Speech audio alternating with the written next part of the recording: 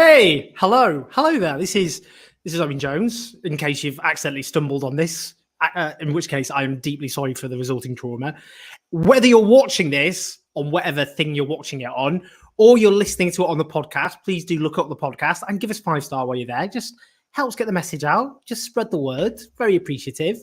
What are we talking about today? We're talking about sex. That's right, sex. Now, it is Valentine's Day, so I think the subject is apt. And also, of course, sex has actually technically been banned for most of the pandemic for single people. We don't talk about that very much, but it's a fact. It has been technically. I'm sure many of you are painfully aware of that fact. So there's a big excuse, I would say, to talk about the politics of sex. That's what we're going to do. We're going to talk about, if you just tuned in expecting unadulterated filth, you're probably going to be disappointed. This is nothing wrong with that, by the way. It's just not the topic of this particular episode. I'm not ruling it out in future. And this one, we're talking about all sorts of things. We are talking about the pandemic and sex because I think that's an important thing to talk about. We're talking about feminism and sexual desire. We're talking about incels. We're talking about sex positivity. We're talking about how prejudice collides with sexual attraction. We're talking about trans rights and how this intersects with this, not least the pathological obsession of anti-trans rights activists with certain elements, which we will talk about. There's a lot to talk about, and it's going to be very thorough. And I've got 3 fantastic guests who I will shortly introduce. But before I do, just a bit of housekeeping. If you are watching this on YouTube, thank you. If you're not watching it on YouTube, please click on the link. It just helps the show. It gets the word out. That's what we want. And also press subscribe and press the notification button. That way you'll get notifications about videos, whether they're about sex or not. They're not all about sex. I'm not pigeonholing myself. I'm not ruling out future ones. For those who are supporting us on Patreon, we really support it. It allows us to expand and do more videos and to keep the channel going, but also the documentaries and so on that we've got planned. We've got loads of stuff in the pipe work. So patreon.com/Owen Jones 84. Also, you can support the channel by using Super Chat and below the kind of pound or $sign, and you can submit questions to the panelists, which I will do because they are a fantastic crew. Right, that's enough admin. Let us bring them all in, one after the other, all together. Let's bring them all together. They're in now anyway. Amia Srinivasan is a fantastic philosopher who has an upcoming book called The Right to Sex. Also, do look up a seminal piece she wrote for the London Review of Books on that specific issue. We also have the wonderful Shon Faye, who is a writer extraordinaire and who has a very, very exciting book coming out called The Transgender Issue, which will be coming out later this year, which, again, you've got to buy both of those books, The Right to Sex and also The Transgender Issue. And, of course, last but not least, Huw Lemmey, who has written loads of books, including Chubz, The Demonization of My Working Arse. We won't talk about that one. It's a work. No, we should. It is a work of fiction. I'm portrayed as a top for a start, and then and then he's also the presenter of Bad Gays, and which is a brilliant podcast you must listen to, and is writing a book which is called Bad Gays. So that's quite straightforward. Hello to all of you. Hi. Hiya. Do you know what, Shon? We're going to start with you because you were in a bit of a social media storm, something I've never been involved in myself, so I wouldn't know what that's like. But this was about this. It's about this particular issue. So just tell me about that little Twitter storm, which was, by the way, ridiculous. And what does it tell us? So just a background for people that don't spend their lives on Twitter wisely. Actually, the content, this was 2 weeks ago. Yeah, 2 weeks ago today, I think. And there was a lot going on that weekend. It was I was pretty pissed off with the pandemic. It was a sort of a trough for me in my emotional mood. The trans music producer, Sophie, had died the day previously. And obviously people were mourning her. And it was very odd for someone that was so seminal to trans and queer nightlife to be mourned kind of while we're all locked down, where you couldn't go to a nightclub where her music would be played. She was exactly the sort of person that would be kind of mourned in that way. So obviously I was perhaps feeling a little bit down about that. And I've been having a lot of conversations increasingly about this kind of culture online of people scolding people for even missing things from pre-lockdown life, not even saying that they would break the rules, just missing them.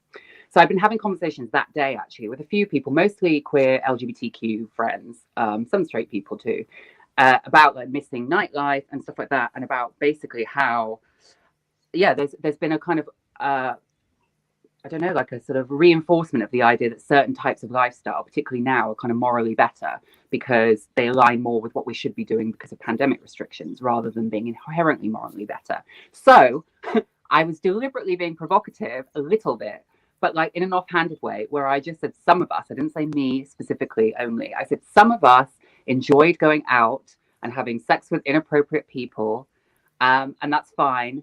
And unfortunately, the pandemic has kind of reinforced some of the most boring lifestyles, which are already far too validated. I meant staying in Netflix, having a boyfriend or girlfriend. I'm bitter, I'm single. And it was a flippant comment. Anyway, I logged off, and then I woke up the next morning and I had about 1,000 quote tweets, about 200 of them calling me a whore. Some transphobes noticed that I'm trans, so some of them were calling me a man.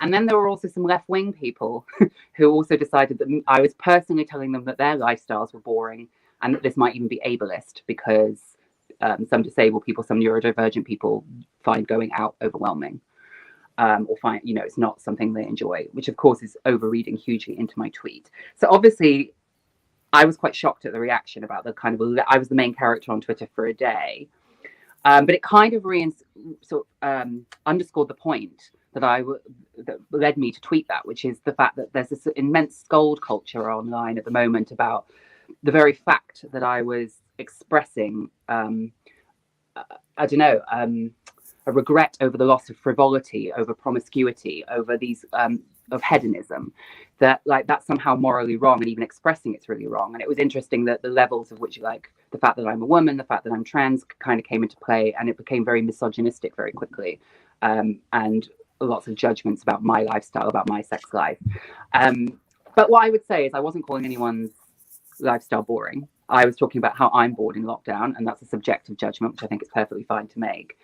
And also about the fact that the reality is that it's Valentine's Day today, is that there are some lifestyles that are being validated more than others. We've pretty much assumed now that the whole government policy has been geared towards monogamous cohabiting couples and families, and single people, anyone outside of that structure, is just assumed to have to like put all of their kind of desires, whether that's erotic, emotional, convivial, I don't know, like loads of desires pretty much on hold. And we're also supposed to pretend that that's fine, because somehow if you express that you miss it, you're actually kind of cheering on the deaths of people in the pandemic, which is a bit of a leap. Anyway, that was the context. I mean, it's interesting, bringing Huw, that other countries have actually managed to navigate this particular issue much better than Britain, whose government have completely just ignored single people who aren't cohabiting with someone. I mean, where, for example, they've done the option you can partner up with one other person. I think the Netherlands did that. The New York public authorities officially recommended glory holes. Now, when I put that on Twitter, some people didn't know what that meant. My poor, sweet summer children. What do you think, Huw? About glory holes? Sure. No, but about that, or about ways of the government navigating this during the pandemic, given sex is a pretty basic need. Yeah, I mean, I live in Spain, and here they've each region has different rules, but here you can meet with people from another household under certain circumstances. So theoretically, I suppose that could be one way of doing it. But I think the problem is that going into this, sex is probably a very low priority in thinking about how people are going to organize restrictions, and yet, especially after what has been 10 months, 11 months, you start to realize that actually sex is such an integral part materially of the way people live their lives, and that so many people don't live sex lives that are based around people they live with or cohabit with or are married to, and that's like, I think, maybe for a month or two that sort of could be brushed aside. But like there's a limit to the amount that people can put on hold their sex life, and those connections that they have, and secondly, whether people can or can't. I mean, it's possible to sort of forego it for a long time, but for many people that can have like a huge effect on their mental health, like how they interact with the world, all sorts of aspects. So what seemed at first to be like a really, really minor aspect of the planning for the pandemic, after a long amount of time, you realize that actually sex fits into lots of other different aspects, and to do with like care and conviviality and social relations that you might not think of in offhand, because it's not something that people necessarily talk about openly. I mean, I know amongst your thoughts, it's this sense of the pandemic really crystallizing how you get this self-sufficient heterosexual family, which is central to class politics. Do you want to explain what you mean? Well, I mean, so, when you think about what lies behind the government's decision to make enforce the policies that Huw and Shon have been talking about, I mean, one thing just has to do with their generally farcical ineptitude. But there's also, a laying bare of a certain kind of logic of the straight nuclear family that plays a central role within neoliberalism. So the family as the site of everything you need, right? The state isn't going to provide anything, so it's going to be the family that allows you to take out credit, that is going to provide reproductive care, end-of-life care, financing for anything you want to do, for education, and also sex, right? So I think you see that playing out here. So part of it is just government incapacity to think carefully about, non-normative lives. And when we're talking about non-normative, we're talking about a huge mass of people, right? I mean, we're talking, and not just, so single people, often very young people who live with their parents and don't get to go out and have sex with anyone. Older people who live by themselves or in care homes, queer people of all kinds. I mean, so there's just, this might well be the majority of the population who is non-normative in this way. And so I see their punishment in this respect is not just collateral damage of the incompetence of the government, but, a working out of the logic of the relationship of the kind of patriarchal hetero family in relation to a neoliberal project that is, uninterested in the socialization of social need. And that's also desperately terrified of desire. So I think Shon is absolutely right that, there's this fear of people's want, people's desire. Certain people are entitled to desire things. The people who play the game of having the wealthy, usually white, straight, heteronormative family. And then everyone else from, kids who want something more than, a single potato for a free school meal to young people who want to be able to have sex with people they don't live with or don't live with anyone. All of those desires are seen as excessive. And so cannot be kind of met by the state.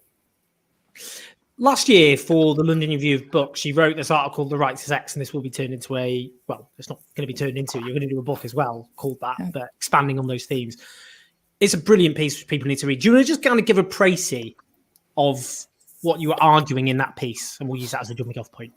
Sure. I mean, so the piece starts with what is now the extremely well-known case of Elliot Rodger, the first really famous self-described incel, who goes on this mass rampage, kills lots of people in California, and out of an aggrieved sense of entitlement to sex with women, but a certain kind of woman. So he is very interested in enforcing a very rigid hierarchy, right? His fixation is on, the figure of the hot blonde slut who he feels like is unfairly keeping sex from him.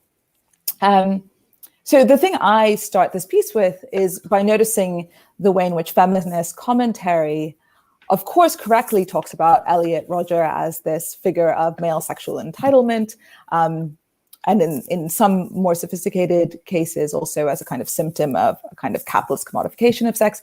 But no one was that interested in Rodger's own self-diagnosis, according to which certain kinds of like sexual racism, because he was biracial, part Malaysian Chinese, Chinese Malaysian, and also kind of prejudice against shy, introverted, bad at sports, basically men who aren't fitting the norms of heteromasculinity. So that's his diagnosis. Now the diagnosis is wrong because he was a homicidal, creep. So at the very least, his sexual and romantic exclusion was overdetermined. But in principle, those kind of explanations don't have to be wrong. And in fact, we all know that there's a huge amount of sexual racism, for example, sexual ableism. And so the piece was trying to get us to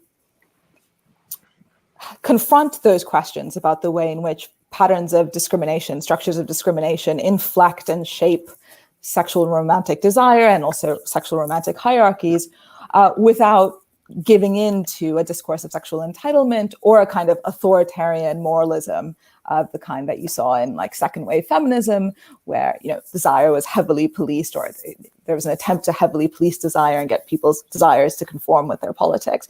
And so I was trying to kind of bring that issue back. It's an issue that people, lots of gay subcultures talk about. I'm sure Huw can say something about that. But it was trying to try and kind of find an ambivalent space between entitlement and moralism on one hand, and just a kind of simple consent-centric sex positivity, which just says any kind of sexual contract is fine as long as everyone kind of consents to it, because that's just a very liberal way of thinking about sex. I mean, before bringing Huw in on that, because I think he definitely will have very interesting thoughts on it. Shon, I mean, one of the things anti-trans activists are amongst the most psychologically manipulative factions I've ever come across. I've had the luxury of being on the receiving end of lots of different factions, but there is something particularly manipulative about them. And one of the things they constantly go on in your mentions is very lurid details or questions, lurid details about whether or not X or Y individual will have a sexual relationship with a trans person. Mm-hmm. So do you want to talk about that in terms of, because that has become literally, they will just invade your mentions and start hashtags. I mean, I remember for a while they came up with the Owen Jones Cunnilingus Challenge hashtag, which was interesting. So you just talk about that in relation to Amia's work? Yeah, so I think there's two sides to this, right? Is that yes, there's the anti-trans side, which I'll come on to, but also I think about 5 years ago, I would say, when there was the kind of explosion of trans visibility in the media and very like neoliberal and more American media, BuzzFeed, Vice, Then.us, this kind of expansion through venture capitalism of LGBT media, is it focused on like trans visibility and starting to talk about trans issues, but in a very kind of, neoliberal way, all designed around clickbait. And so you did actually get this kind of spring of like think pieces written sometimes by trans people or by other LGBTQ people, basically posing the question about, is it transphobic to not date a trans person or leaving trans people out of your sexual pool or whatever? There was an explosion of those kind of think pieces. And I think they interacted with anti-trans online. They interacted with anti-trans, if you like, obsessives too. So those kind of pieces seem to fuel the anti-trans line, which is that that trans people as a group, not just individual trans people, collectively the trans movement is trying to impose itself sexually on cisgender people, particularly lesbians and gay men. What I would say about that, I think the first thing to say about this is, one thing that really irritates me is that this whole kind of discussion is predicated on the idea that there is a link between extending political solidarity to a group and having sex with them.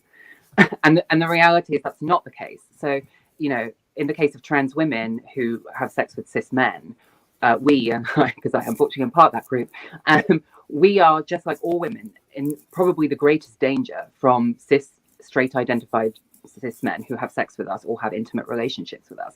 The idea that men who desire us are extending us an act of political solidarity is a complete misnomer. So when anti-trans, what you're referring to is when anti-trans feminists in particular will say, if a straight man says trans women are women, they'll be like, go down on a pre-op trans woman then. Or if a gay man says, you know, trans men are men, it's like, perform cunnilingus on a trans man. And obviously that's about an internal thing in anti-trans movements where they see sort of trans bodies as freakish and horror show, and there's a kind of complete delusion that no one wants to have sex with trans people, no one finds trans people sexually desirable, which isn't the case. It's kind of collective myth. But it's interesting that, yeah, what they do is conflate the idea that someone coming out in terms of political solidarity, that the next step would be to extend sexual desire to them. And it's almost like, well, you're not going to do that. I'm going to call your bluff. But obviously, it's odd that these people would identify as feminists, because it would be inherently anti-feminist to make the argument that it's the same as misogynist men who go, but I love women. I love women. What do you mean? I'm not a misogynist. I love women because they bang loads of women.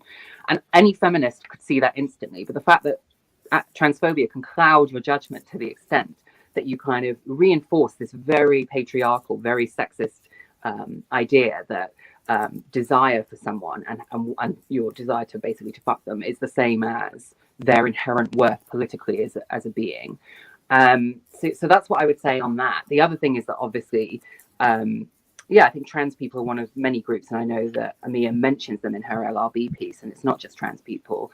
It could be certain people whose racialized experiences is that trans people have this kind of, it's different for trans men and trans women, but kind of, this idea of the grotesque and the idea that despite the fact that sex work is the most common profession for trans women in particular worldwide, so clearly there is a market to have sex with trans women, there's kind of this like simultaneous underground desire in erotica, in sex work, on dating apps.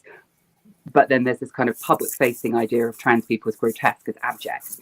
And I think it's less interesting to say, if you don't desire people, you're a transphobe. It's what about people who do desire trans people, but are also transphobes and also hate themselves, are disgusted with their own desire. They feel the desire, but because of the political environment in which their desire exists, they're inclined to both dislike themselves and also the trans person who's the object of their desire. Huw, one of the things Amia was talking about was, I mean, it's that sexual racism, for example, which is endemic, let's be honest, on the gay, bi, male scene, not just in Britain, but elsewhere, on dating apps and in queer spaces, which range from people clearly stating on their profiles various ethnicities they are overtly just excluding, or on the other side, fetishization. So I'd be interested to hear your thoughts on that, but also because I want to bridge onto dating apps, which I think is quite an interesting thing to talk about, because one of the things the pandemic has done is accelerate existing trends and existing crises, and there's a crisis in queer spaces.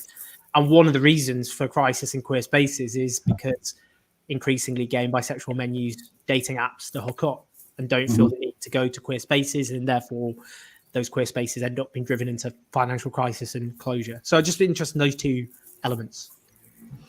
Yeah, I mean, I think the first thing to say is that we really step back from the idea that queer spaces are like necessarily like utopian, or that because some people, me included, might have had like really liberatory experiences of being able to go into spaces where like heterosexual people aren't the norm. That therefore translates into like being utopian. Like most queer spaces are commercial and are class dating apps as well, and the same thing. Like the dating apps are a commercial enterprise, started to make money, and so I think we should start to maybe think about them in terms of like a sexual infrastructure. I think it's perhaps too easy to say that the collapse of queer spaces in a lot of urban spaces, like the gay bars and clubs and cruise bars and places like that.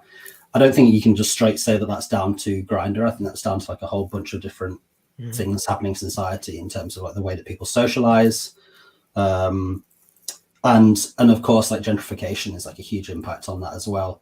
There's a great book actually by Samuel Delaney called Times Square Red, Times Square Blue, which examines exactly this in the 90s, about how his sex life was impacted by the cleanup of Times Square by Rudy Giuliani as part of the process of the gentrification of New York.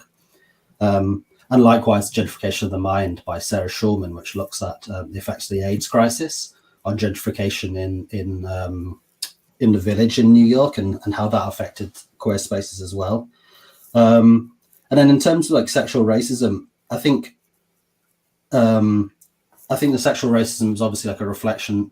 I mean, I'm certainly not the right person to answer these questions like definitively, but it's a reflection of wider racism in society, and also in the way that perhaps that we conceptualize sexual desire as entirely innate. It's something that we just have. We're born with it, and it doesn't need to be questioned or interrogated. We can't have a critical relationship to why we do and don't find certain things attractive. That it's just this uncontrollable force that flows out of us. I think some of that comes from the way that since the gay rights movement started to put emphasis upon coming out of the closet in the sort of in the 1960s, and that sort of pride, which is obviously makes sense entirely, has been entirely very successful strategy for furthering the cause of gay rights and queer rights. Behind that, there's sometimes this logic, which is a very good counter argument to the idea that homosexuality was chosen or is a lifestyle, which say it is something that is innate. So you're born with it. In the words of Gaga, born this way. And perhaps other aspects such as sexual racism, people saying like, I'm not racist, it's just taste, needs to be like understood within that context and interrogated in that same way. What are we actually fighting for in terms of like liberatory ideas? Maybe it's worth saying that like it doesn't matter why or where, like how you go about how you conceive of where your desire comes from, and what does it mean to say I did choose to be gay and I'm happy with that. Our rights as gay people shouldn't be determined upon the idea that it's out of our control. My right to sleep with a man is not determined on the fact that I can't control my desire for that man. I just, it doesn't matter to me whether I chose to be gay, whether I guided my sexuality, whether I, etc., etc. And in terms of sexual racism, therefore, that's something that also has to be interrogated. Like, if you say this is just my taste, where does that come from? That doesn't exist in a vacuum. And I think in terms of apps as well, it's also worth interrogating, like for example, Grindr had as part of the infrastructure of the app race that was built into the infrastructure of the app from an early days, which received a lot of criticism because people then were saying, like that you're furthering the idea that race is a good thing to determine what sort of type you have. And they changed that policy last year. And I think one of the interesting things about that, which is a side effect of what they clearly thought was a move towards becoming more inclusive and removing the idea of sexual racism as something that's acceptable, is actually made it much harder for many people of color to find each other, because actually sexual infrastructure like apps, they are based around sex, but they're also based around other types of community and organizing and meeting. And, you can make friends which are through sex apps, which aren't like friends who you'd sleep with or want to sleep with. But you might have shared interests. Like people do use Grindr for other reasons than sex, and other apps are available. So I think like one thing that was the unintended side effect of that was actually made it much harder for people of color in communities where they are massively minorities. And if you're in a small town and it's 90% white, 95% white, finding another queer person of color can be really hard. And so actually that made it really difficult, and actually like encumbered people's chance to like make friends and find hookup partners, etc., etc.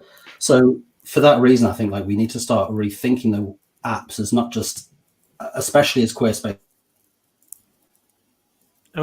are dying away, but of course, it's to ask like, how do we organize apps? Can we think about apps more democratically? These are forms of communication, and who owns them and who's extracting the data from them, and how are they being structured, and how are they structuring our desire? I mean, it'd be really interesting your further thoughts on dating apps, not least within, I guess, the context of the pandemic, when clearly people are even more atomized the normal, especially single people who live alone, or lots of people, given the housing crisis in places such as London, are often living with strangers who they may not necessarily have good interpersonal platonic relationships with.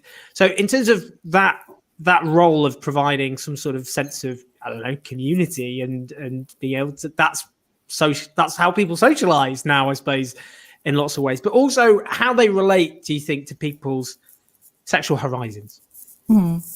Yeah, I mean, I think what Huw said about how we need to think about the sexual infrastructure, the economics of the sexual infrastructure, whether that's queer physical spaces or social media, is absolutely right.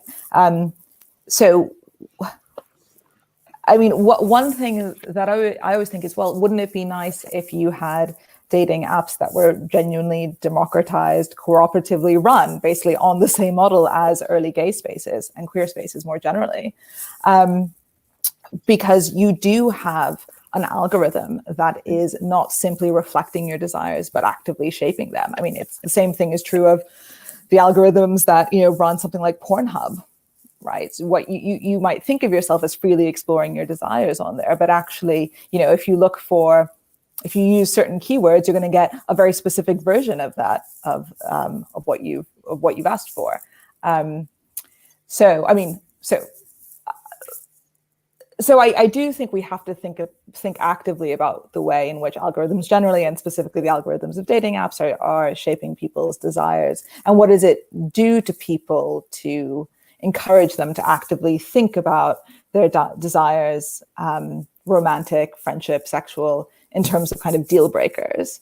But I think Huw is absolutely right about the history of how we ended up in this place where we are, on the whole, kind of resistant to engaging in desire critique. And it's for a really good reason we ended up in this place of anxiety about subjecting desire to critique, right? I mean, the malleability of desire has been a cover and excuse for various forms of enforced conversion, gay conversion, trans conversion. And in that context, a discourse of innateness and unmalleability is politically really important. But it stops people from telling the truth about their own sexuality often. So we probably remember Cynthia Nixon some years ago saying that, something like, I've tried straight and I've tried gay, and I can tell you gay is better, and that's why I've chosen it, right? And she was saying something very true about her experience of sexuality, right? And her experience, not just of sexuality, but of life partnership and her politics and her solidarities and her affinities and who she wanted to make family and communion with. And there was a huge backlash because it was felt that was a truth that wasn't ready to be spoken yet. Because it's a truth that can be kind of co-opted by the right. So I think there's this difficult question about how we have conversations about sexual racism, for example, or the complexities of desire. I mean, I'll say one thing. So people think of gay men as being very sexually racist, but they aren't more sexually racist than straight people. It's just that gay men, to their enormous credit, talk about it a lot more than straight people do. Because, for gay men, sex is still a political thing, right? The politics of gay sexuality, even as, forms of homosexual repression, political repression have somewhat alleviated, it's still apparent. And so I think there's a kind of more natural space for engaging in a political critique of desire among gay men. But it's, as much, if not more so, a kind of straight problem. And it's something, as Huw said, that we kind of inherit from our politics more generally. Shon, you were heavily nodding there, so I'm going to have to bring you in. Yeah, no, I agree. And I think, it's an interesting one too, because it leads into again, I'm thinking from a trans angle, is that I think what Huw was saying earlier about this idea of almost your desire, which has been a very necessary bedrock of many gay and lesbian people's sexuality, which is that your sexual orientation is inviolate, is where this conflict comes around trans people, right? So there are a lot of trans people walking around who like have been culturally erased as sexual beings, but do exist as sexual beings who do not have mixed sex characteristics, if we say that. So the reality is that clearly this makes some gay and lesbian people uncomfortable, because there is a kind of almost querying of where the source of your desire is. And so, for example, I can understand why it's very fraught when cisgender lesbians, especially online in very unnuanced spaces like Twitter, are basically being told that they're bigots if they wouldn't have sex with what they imagine to be a trans woman with a penis, because lesbians grow up in a culture of like compulsory heterosexuality, the idea that they're pressured all the time, and men, you know, typically lesbophobia manifests itself as men kind of sexually coercing lesbians or behaving in a coercive way in public space. So that can feel very reminiscent. I think it's worth saying that. I think that's a very valid thing to feel. On the other side, which doesn't get discussed as much, is how the rhetoric around that, though, can mingle with transphobia to kind of almost completely erase trans lesbian sexuality, to make it seem like inherently, in some cases, trans lesbians are predatory, or that trans lesbians are deluded or imposters on lesbian sexuality, as if there's been a coherent understanding of what lesbian desire is ever since we first named it, because there hasn't been. There have been trans lesbians at least out in the UK since the 70s. There have always been perhaps people whose desire has been more fluid, who might have identified with the label lesbian, but might have behaved in a kind of more bisexual manner, even before before the kind of politics of the 70s, where the term lesbian really crystallized. So I think it's worth saying that there is that conflict between people who the fear of conversion therapy, or being told that your desire can be forcibly changed and you should be able to change it, which obviously many people find very threatening. Is sometimes I find it very frustrating that can be fused with the issue of trans people as sexual beings, particularly in queer communities. The idea that everyone is being compelled to kind of review their sexuality in light of the fact that there might be trans people with the genitals that you don't expect, or the secondary sex characteristics you don't. I don't actually think that's often what's being said. I mean, you could probably find extreme examples of it online, but I often think that there's a kind of huge misunderstanding. There's also in my book I write about, there's an incident of a trans man in London who, he had a vagina, who was thrown out of a gay sauna in London. And that's the distinction for me, is he wasn't trying, it wasn't like he was trying to coerce anyone to have sex. He was just merely in a sex on premises venue and was ejected from it because of his body, essentially, and the fact that he identifies as male, had male documentation didn't matter. They threw him out. That's the distinction for me, is about who's allowed to have space, who's allowed to be in queer space. And that's a very different question to the individual question about whether or not people have to change their own desires or have sex with someone they don't want to have sex with, which they don't. Huw, with these sorts of discussions, there are many who go, well, this is all terribly bourgeois, isn't it? Going to win back the red wall with these sorts of conversation, which is now the test applied to pretty much anything we ever talk about. But to head that off, I'd be interested in your thoughts about the relationship between sexual politics and material politics, housing, employment, and so on. Yeah, right. I mean, this is like this is not just a thing in the red wall. I mean, there are gays in the red wall. I have to announce this. I've met them, and they might not necessarily even identify as gay. They might, but queers are not a urban phenomenon and are not a London phenomenon in the UK, etc., etc. But I mean, I think part of it is to do with the way people first like heterosexual people first encounter queer politics, and their level of engagement with it, which can seem like very much around like identity issues. Part of that is because of who gets to express those politics. People who already have some sort of degree of like media standing or cultural capital, as it were, white gay men, for example. And partly it's because like it's what editors decide makes really exciting copy.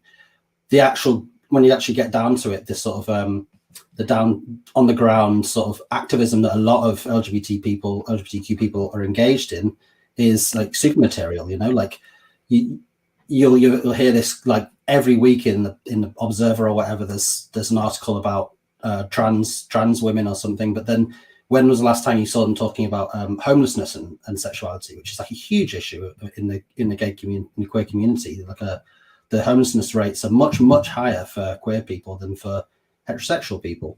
But that's not a good culture war issue.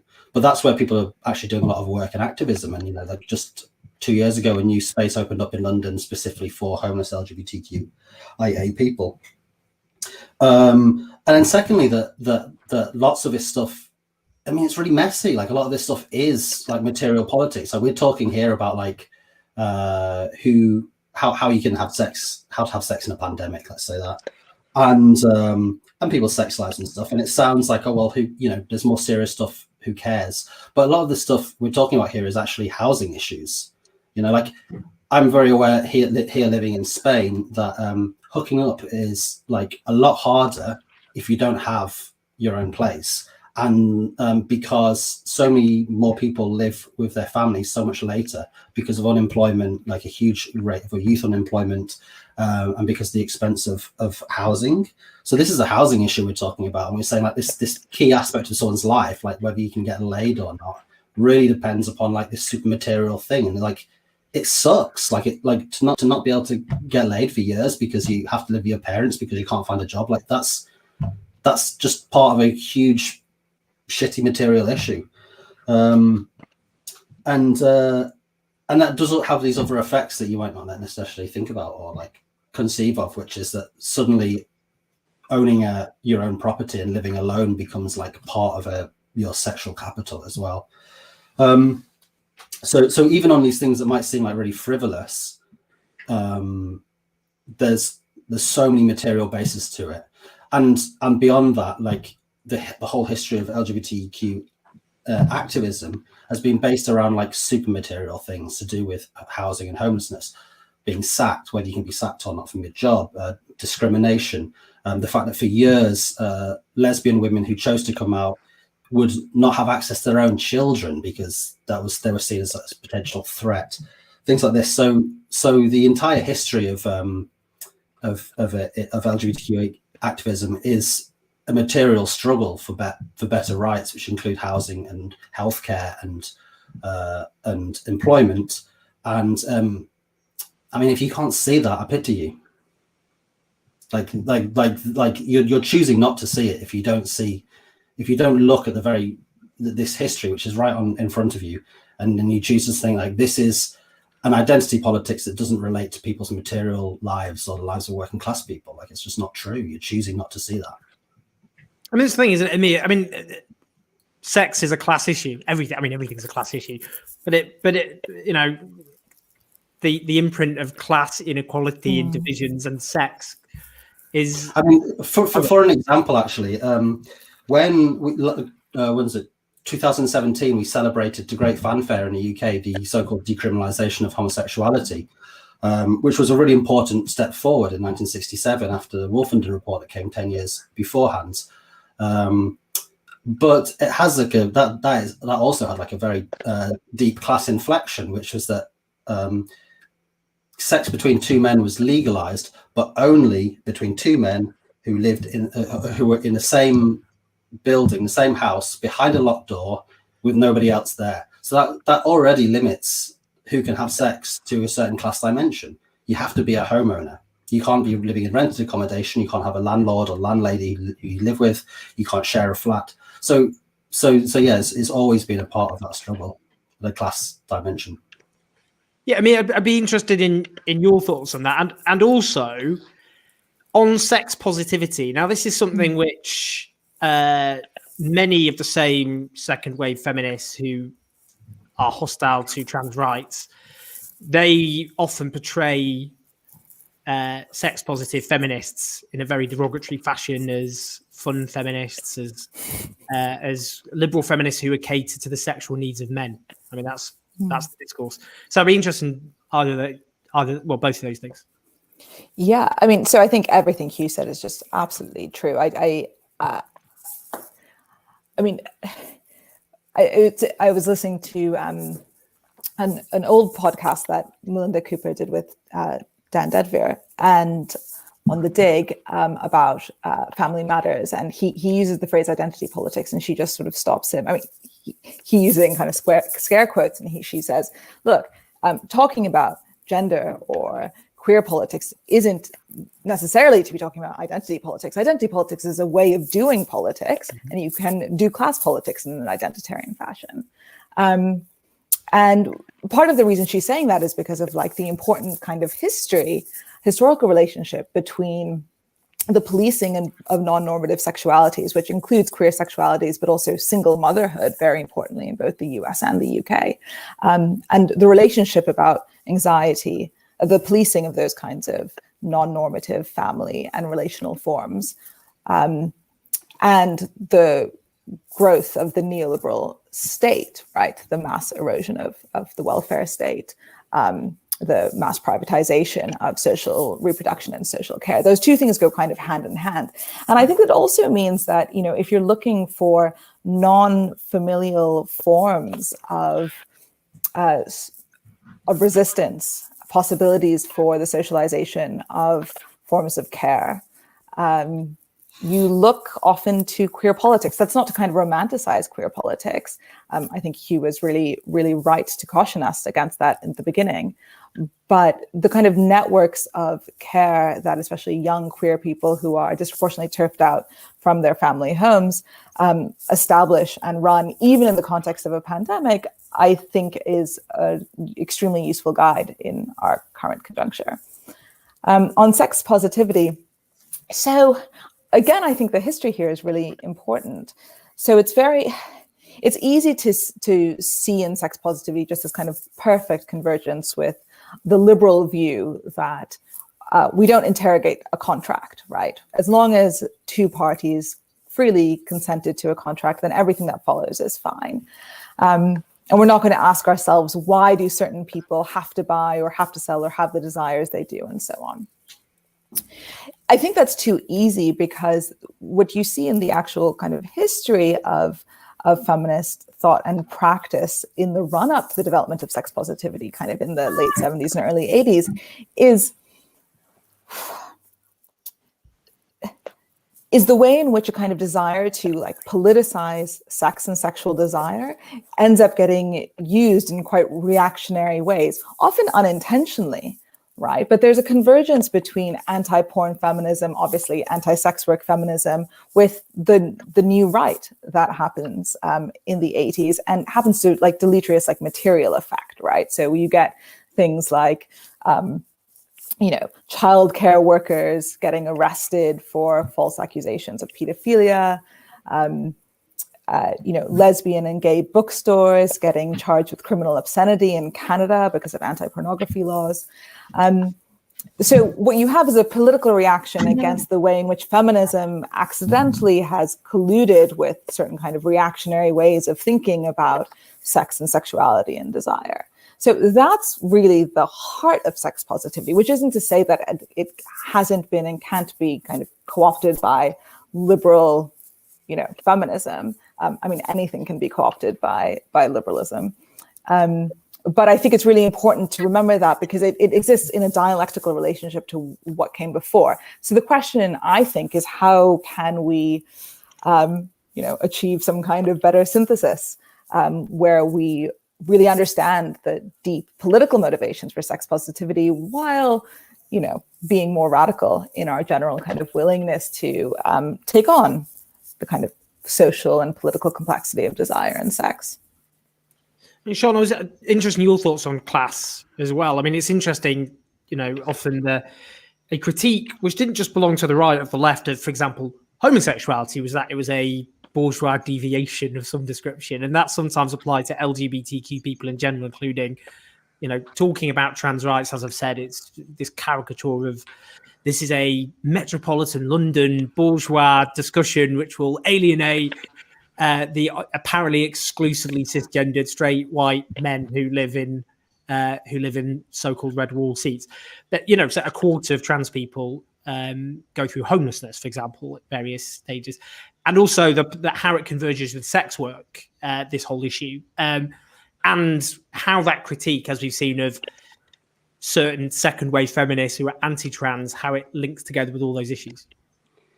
Yeah, I mean, this is something I look at in the book, is my book, is that, so like 24% of youth homelessness is LGBTQ plus people, and trans people are overrepresented in that. So I interviewed the chief exec of AKT, formerly the Albert Kennedy Trust, a youth homelessness charity for LGBTQ youth 16 to 25. And he told me that I think about 20 years ago, 5% of the homeless kids they worked with were trans. Now it's like in London, it's 35%, I think.